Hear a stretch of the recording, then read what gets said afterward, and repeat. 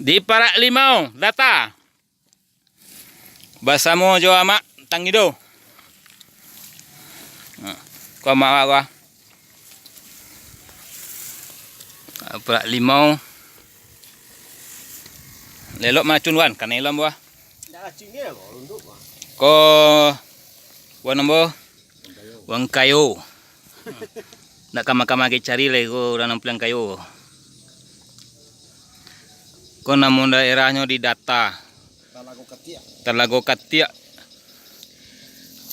Di kejauhan itu nampak kota Parampanjang, Laut Pariaman. Jadi sengaja di video mak ko kiriman ke orang-orang nan ini macam lihat. Ayo sampai kemudiannya bertanang ambil mak. Masih mentari kah? Ko 5 wak dah mulai banyak buah. Tu.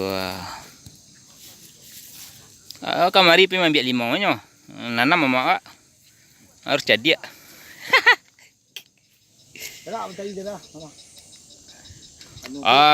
Ko sobana mah. Sobana rapek ah. Nanti ambil mana 5 banyak pun tadi ya. Kalau tak kau mani mah. Nama ni. Manci ko kemarin tadi. Tu. Yang mana tu?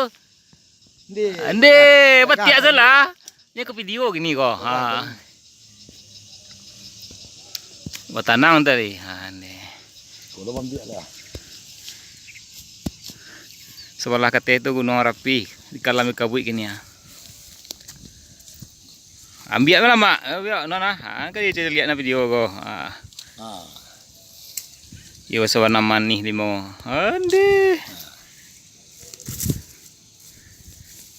Suat. Janganlah lah suat tu baik mantari yang soal lai.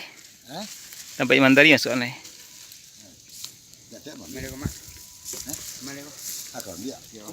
Bagian katih tu ikut lah.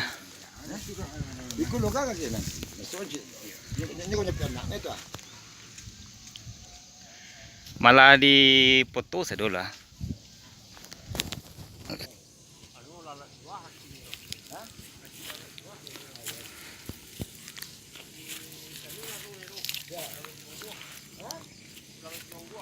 Sejauh mata memandang Parak Limau.